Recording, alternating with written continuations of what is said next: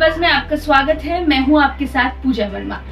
बिहार में मुख्यमंत्री नीतीश कुमार द्वारा शराबबंदी कानून को लागू कराना अपने आप में एक बड़ी बात थी, जिसके बाद से बिहार में शराबबंदी कानून किसी हद तक लागू हुआ भी, लेकिन कई मामले देखने को मिल रहे हैं।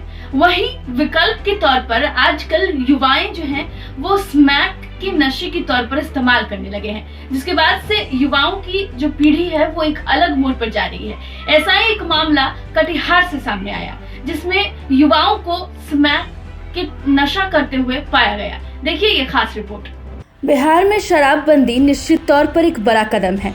इसकी सफलता और असफलता को लेकर कई स्तर पर अभी भी चर्चाएं जारी है, लेकिन इन सब के बीच शराबबंदी वैकल्पिक नशा के तौर पर कटिहार में स्मैक के नशा की कल्चर जिस तरीके से तेजी से पैर पसार रहा है और युवा पीढ़ी जिस तरह से इसके जद में आ रहे हैं, ये बेहद चिंतनीय है। हर दिन कई सार्वजनिक स्थल और छुपे हुए संस्थानों में स्मैक का ठेक सजता है। हमारे खुफिया कैमरे में कैद यह तस्वीर महमूद चौक और 2 नंबर कॉलोनी इलाके से है, जहां बंद कमरे में हर दिन इस तरह से नशे के टेक सजती है। कैमरे पर ही अपने कबूलनामे में यह युवक जो नशे की सप्लायर है अपने गुनाहों तो नहीं कबूल रहा, लेकिन स्मैक लेने की बात स्वीकार जरूर कर रहा है। जी मामा को देता था सर, यही लोकल का एक मनीष है, उसी का बेचते हैं। कहाँ का मनीष? यहाँ का वो मतलब वहाँ बेचने नहीं देता सर, मतलब मान लीजिए पीते हैं, मतलब पीने के लिए भी रखते हैं। पीने के लिए उतना माल?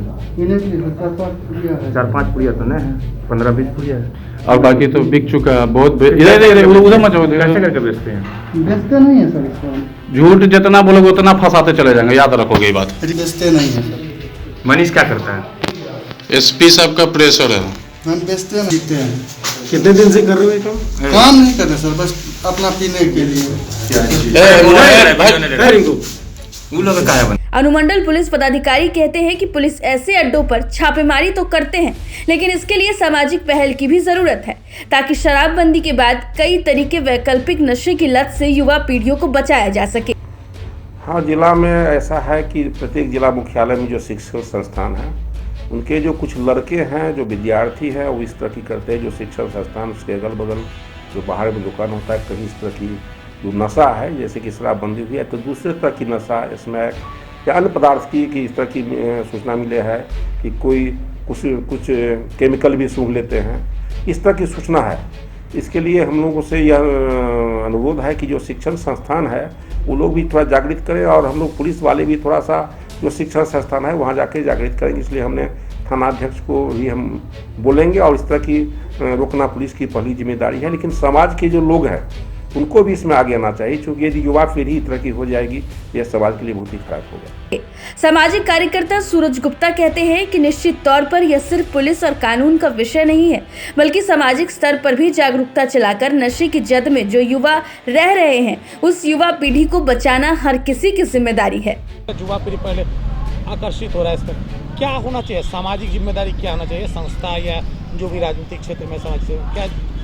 देखिए, ये बात सही है कि जब से पूर्ण शराबबंदी हुई है तब से जो नशा के लत वाले लोग हैं, युवा पीढ़ी है, तो वो अल्टरनेटिव खोज में लगे हुए थे, और इसी तरह से कई तरह का नशा वो कर रहे हैं। स्मैक के जरिए हो रहा है, ड्रग यूजर भी बढ़ रहे हैं, तो इस तरह कई अल्टरनेटिव व्यवस्था के तहत वो नशा ले रहे हैं, जो उनके स्वास्थ्य के लिए पूरी तरह हानिकारक है।